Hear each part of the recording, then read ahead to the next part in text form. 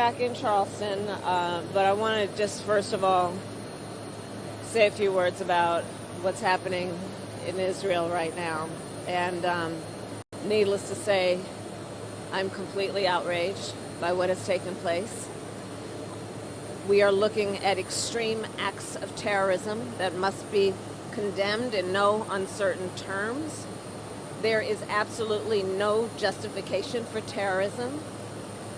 The President and I take very seriously our commitment to Israel and to the people of Israel, to support them, and in particular to give Israel what it needs to defend itself. One of our highest priorities, of course, is the safety and well-being of American citizens, and that will continue to be among our highest priorities.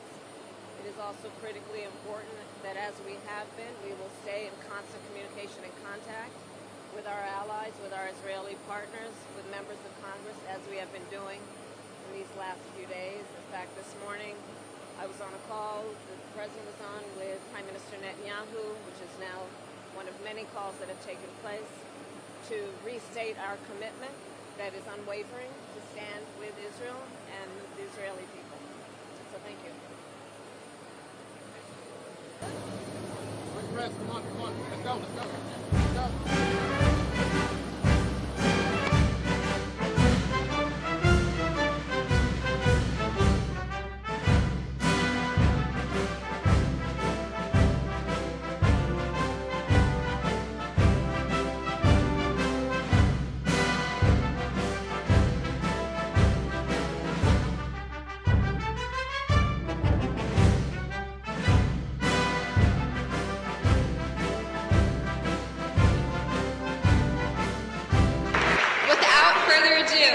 On behalf of the College of Charleston, it is my greatest honor to introduce to you to the Vice President of the United States of America, Kamala D. Harris.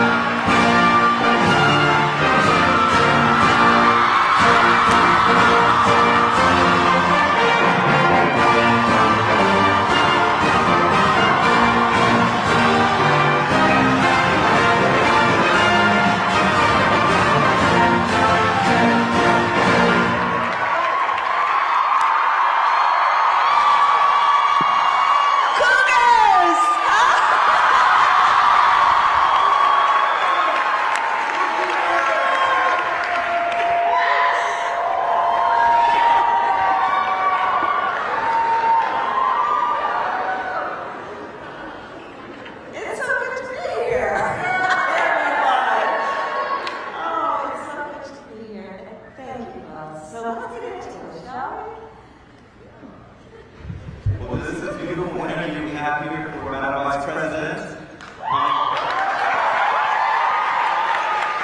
And so we're here to have a very exciting conversation because the Vice President's been very busy traveling to 17 states, meeting with climate activists in Colorado and gun safety advocates in Virginia, and you've now toured over a dozen colleges because you're uplifting the voice of young people, of us, of our generation. And so I just want to ask, why are you going on this fight for our freedom tour across the nation at such a time as this?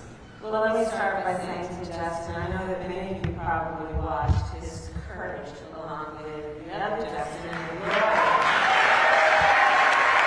in Tennessee. And I talk about you behind your back all the time as an example of the extraordinary leadership coming out of your generation, all of you.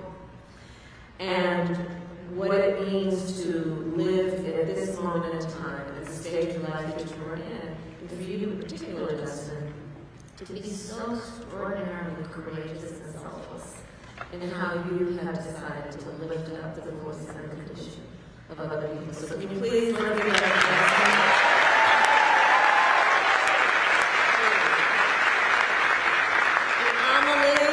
With all that you have going on, I mean, we have had so many conversations that have been about you using your voice, your celebrity, your fame, to talk about real issues, difficult issues, and to ask and encourage people to be involved and engaged. And that makes all the difference in the world. So let's also please remember.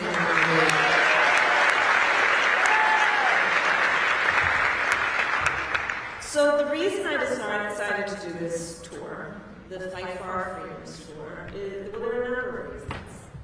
One, just to be very candid and direct, I want for you all, and I'm speaking to the students, I want for you to be able to live your best life. And right now, we are at a moment in our country where, in many ways, there is an intentional, full-on attack against the freedoms and liberties that have been the basis for what I believe makes us strong and respected as a democracy. And I do believe that your generation in particular has already had an extraordinary life where you have been confronted with issues that many generations before you haven't seen. You all have only known a climate crisis. You all have only known active shooter drills. You all became aware of injustices when you witnessed what happened to George Floyd. You all, in your lifetime, and in particular at this stage of your life, just witnessed the highest court in our land take a constitutional right that had been recognized, such that many of you will know fewer rights than your mother or your grandmother. And I also know that you all ain't having that, and that you are prepared to lead. That you are prepared to lead, and you're not waiting on other people to finally figure it out. You are prepared to step up and do what is necessary. And I'm here then to applaud and encourage that, and to say that our nation needs you. And I say that as Vice President of the United States. Our nation needs you. There is not a moment in the history of the progress of our country where there has been an expansion of right, a movement that has been about the fight for equality and liberty. Not a movement that was not in major part led by our students. And I think this is, again, one of those moments in the history of our nation where we not only need you, but you are going to lead the way. And when you all start voting in your numbers, so many of these things are going to take a complete turn for the better. And so I'm here to hear from you and to be with you, to tell you that your nation appreciates you, because you already, by the virtue of the fact that you are here at this school and you have decided already to embark on a role of leadership, you're going to make a difference. So that's what I'm doing.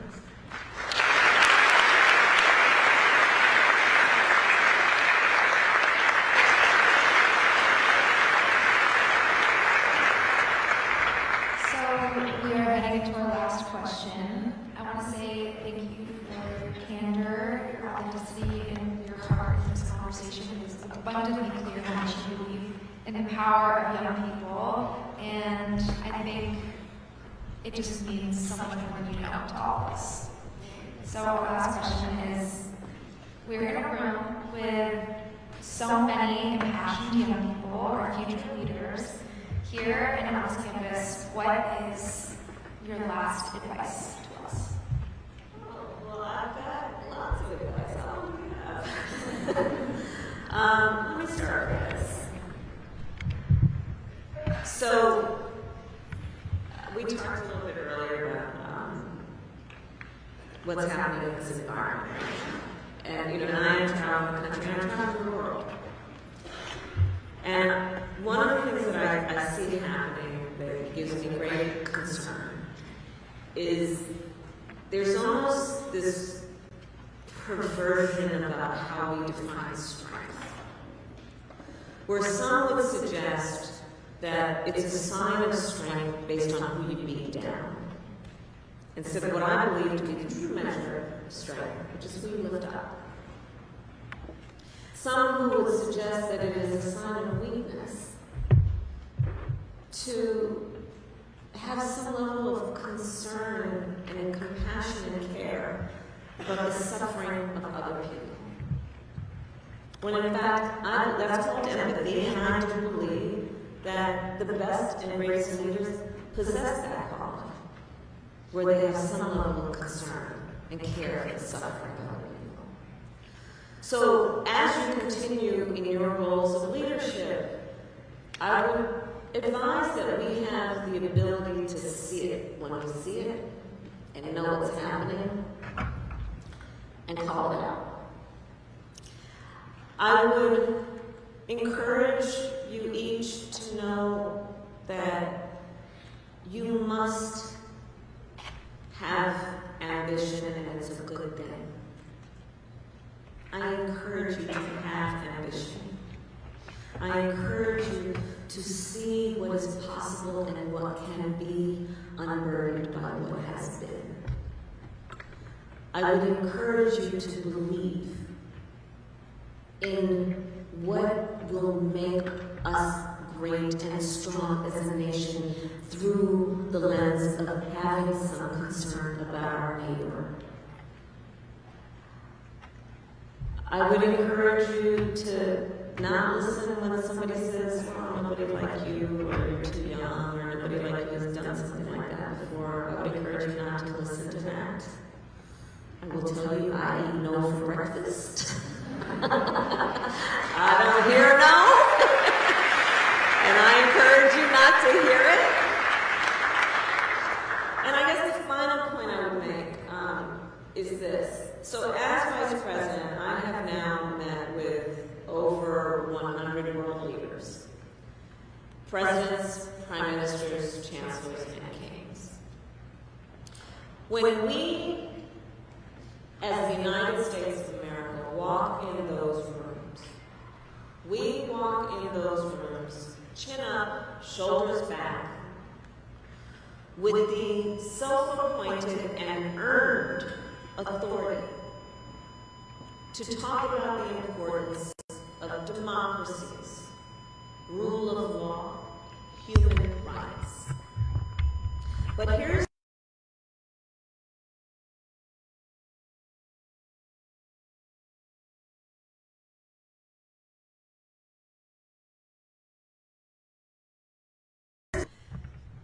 my great concern and fear among the many about what is at stake is that somewhere there are authoritarian so-called leaders, dictators, who are looking at their people, looking, for example, maybe at the young women of their nation who are fighting for just the right to be educated.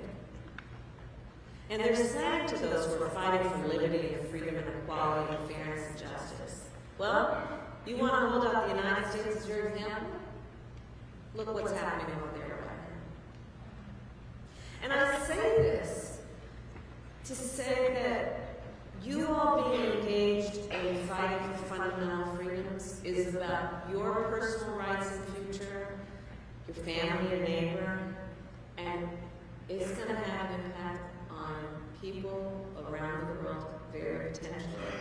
People you will never meet, people who may never know your name, but because of your activism and your engagement, will forever be benefited. So the advice there is know the power that you each have as individuals and